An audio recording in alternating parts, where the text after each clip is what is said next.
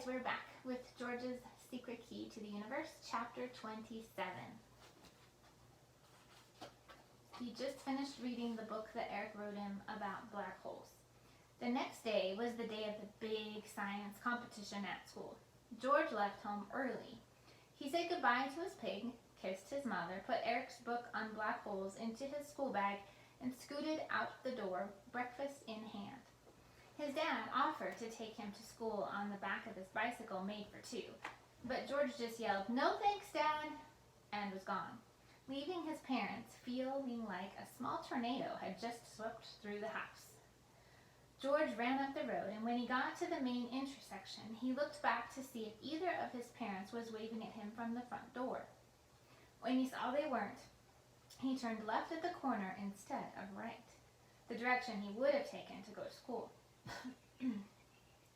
He knew he didn't have much time, so he hurried along as fast as he could. As he ran, thoughts streamed through his head. He thought about Eric, who by now would be swallowed up by the great dark menace of the black hole, the strongest force in the universe. He thought about Cosmos and whether George would find him in the place where he was headed. He thought about Annie, who he would see later at the competition.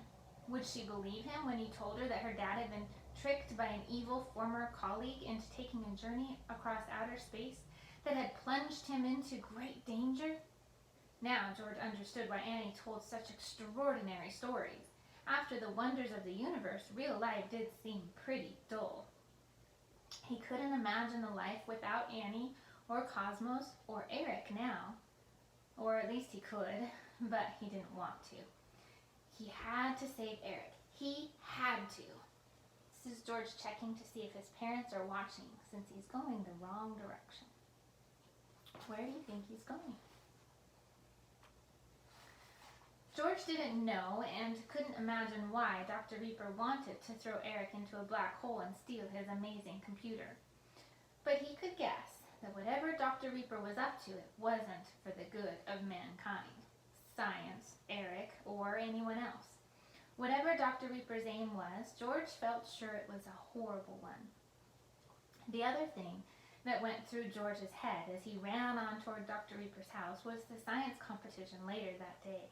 If he won the competition by giving a great talk about the solar system, even his dad wouldn't be able to say no to George having the computer in the house. The problem was that the awesome plan George had cooked up to save Eric from being eaten up by a black hole meant he wouldn't actually be at the competition. So he had no hope of winning. It wasn't easy for George to give up the idea of entering, but he knew he had no choice if he wanted to get Eric back. There was no other way to do it. George reached 42 Forest Way and took a few moments to get his breath back. Do you remember who lives there? As he panted quietly, he looked at the house in front of him. The driveway led through some dilapidated gates to a huge old building with weird-looking turrets sticking out of the roof. Dilapidated means it's falling apart. George crept up the driveway to the house and stared in through a large window. Through the grimy glass, he saw a room full of furniture covered in yellowing sheets and cobwebs hanging from the ceiling. Picking his way through a bed of nettles, he tiptoed to the next set of windows. One of the windows was slightly open at the bottom. Looking in, George saw a familiar sight. In the middle of a crazed mess of pipes, cables, and narrow glass tubes holding brightly colored bubbling liquids was Dr. Reaper. With his back to him, standing in front of a computer screen that was glowing with green light. Even from behind, George could tell that Dr. Reaper was not at all happy. He watched as his teacher struck the computer keyboard wildly, using all his fingers at once as though playing a very difficult piano solo. There's the back of Dr. Reaper that George can see through the window.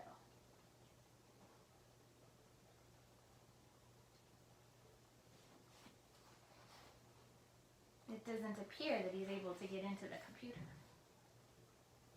The window was open just enough for George to hear what he was saying. "See?" Dr. Reaper yelled at the computer screen. "I can keep doing this all day. Eventually, I'll find the secret key.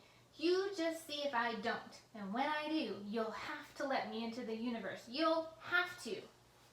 Negative, replied Cosmos. You have entered an incorrect command. I cannot process your request. He looks really angry now.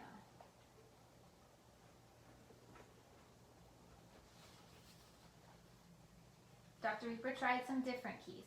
Error, said Cosmos. Error, type 293. Grrr, cried Dr. Reaper. I will crack you, Cosmos. I will. At that moment, his phone rang. He snatched it up. Yes, he barked into the receiver. Ah, he went on in a more polite voice. Hello, you got my message? He coughed in a very fake way. I'm not feeling so good today. No, just a bad cold. I think I'll have to take the day off. Such a shame about the competition. He coughed a few more times. Sorry, have to run. I'm feeling really foggy. Bye. He slammed the phone down and turned back to Cosmos. See, little computer, he said, rubbing his hands. Now I have all day. I do not operate for anyone who is not a member of the Order, replied Cosmos, sounding very brave. Ha ha ha ha, Dr. Reaper laughed crazily. So the Order still exists, does it? Those silly busybodies who think they can save the planet and humanity? The fools, he went on. They should save themselves while there's still time. That's what I intend to do. Forget humanity. Humans don't deserve to be saved. He spat on the floor. Look what they've done so far to this beautiful planet. I'm going to start again somewhere else with a new life form. Those silly little boys think I'll be taking them with me, but I won't. Ha ha ha ha. I'll leave them here to die like the rest of the human race. I'll be the only one left in the universe, me and my new life form, which will obey my every word. All I need is to get out there into outer space. You, Cosmos, are going to help me. Negative, replied Cosmos. I refuse to operate for a non-member of the Order. I was a member once, claimed Dr. Reaper. Your membership was canceled, replied Cosmos firmly. After you... Yes, said Dr. Reaper quickly. Let's not talk about that. Don't bring up bad memories now, Cosmos. Surely it's time to forgive and forget. He spoke in a horrible, syrupy voice. Negative, said Cosmos, causing Dr. Reaper to rise up in a fury in front of the computer and bring his hands crashing down once more on the keyboard. Ouch, said Cosmos, a few bright sparks flying out from the keyboard. George couldn't bear to watch any longer. As much as he wanted to break in and stop Dr. Reaper from hurting poor Cosmos anymore, he knew it was vital to get him out of the house and away from the great computer as quickly as possible. To do that, George needed to get to school. He ran back until he reached the school gates. Big buses sat in the road outside, hordes of children wearing different colored school uniforms climbing out of them. These were the other kids from nearby schools arriving to take part in the science competition. George weaved through the crowd saying, "Excuse me, sorry, excuse me, sorry." He was searching for someone. George! He heard his name and looked around, but couldn't see who was shouting at him. Then he spotted her, a tiny figure in a dark blue uniform, jumping up and down and waving at him. He scrambled over to her as quickly as he could. "Annie," he said when he reached her. "I'm so glad to see you. Come on, we haven't got a minute to spare." "What's up?" said Annie, wrinkling her nose. "Is something wrong with your talk?" "Is that your boyfriend?" A much older boy in the same school uniform as Annie interrupted them. "Oh, go away," Annie snapped at the bigger boy.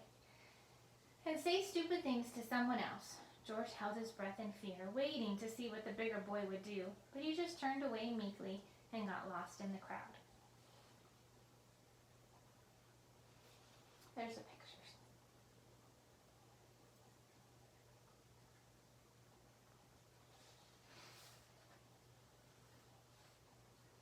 Where have you been?" George asked Annie. I told you, replied Annie, at Granny's house. Mom dropped me back at the school, so I haven't even been home yet. What's wrong, George? What is it? Annie, said George very seriously, I've got something awful to tell you. But he didn't get the chance. A teacher blew a whistle very loudly, forcing everyone to be quiet. Okay, everybody, the teacher announced. I want you all to line up in your school groups, ready to go into the great hall, where the science competition will begin. You, he pointed at George in his dark green uniform among a crowd of kids in blue, are with the wrong school. Kindly go and find your own group before you confuse people anymore. Meet me just outside the hall, George hissed to Annie. It's really important, Annie. I need your help. With that, he left her and joined his own school group. He started walking toward the hall, looking now for someone, or rather several someones else, when he saw them, Ringo and his group of friends hovering in the hallway. George knew what he had to do.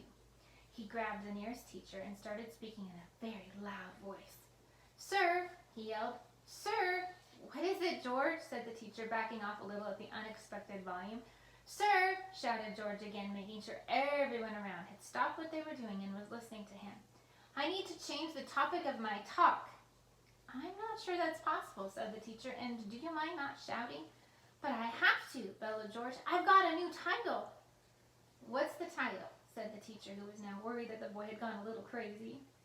It's Cosmos, the world's most amazing computer and how he works. I see, said the teacher, thinking George was definitely insane. I'll ask the judging panel what they think. Oh, good. Thank you, sir, George yelled even louder than before. Did you catch the whole title? It's Cosmos, the world's most amazing computer and how he works. Thank you, George, said the teacher quietly. I'll do my best for you. As he walked off, sighing deeply to himself, George noticed that Ringo had taken out his cell phone and was making a call. All he could do now was wait. There's George yelling.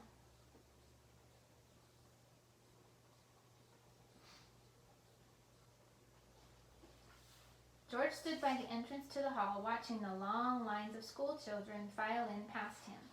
He didn't have to wait long before, out of breath and trembling with excitement, Dr. Reaper rushed up to him. George, he exclaimed, smoothing his hair down with one scaly hand, did you manage to change the topic of your talk, that is? I think so, George told him. I'll check for you, said Dr. Reaper. Don't worry. You go ahead and give the talk on Cosmos and how he works, and I'll make sure it's okay with the judging panel. Good idea for a talk, George. Brilliant. Just then the principal came by. Reaper, he said curiously, I heard you were ill today. I'm feeling much better, stated Dr. Reaper firmly, and very much looking forward to the competition. That's the spirit, said the principal. I'm so glad you're here, Reaper. One of the judges has had to drop out, so you're just the man to take his place. Oh, no, said Dr. Reaper hurriedly. I'm sure you can find someone much better. Nonsense, said the principal. You're just the ticket. Come along, Reaper. You can sit with me. He got to the school awfully fast. Grimacing, Reaper had no choice but to follow the principal and take a seat next to him at the front of the hall. George waited by the door until at last he saw Annie again, coming toward him in a great gaggle of kids in blue uniforms. As she walked past him, he grabbed her sleeve and pulled her out of the great river of children flowing into the hall. We've got to go, he whispered in her ear. Now. Where? Asked Annie. Where have we got to go? Your dad's fallen into a black hole, said George. Follow me. We have to rescue him. Okay, it's the end of chapter 27.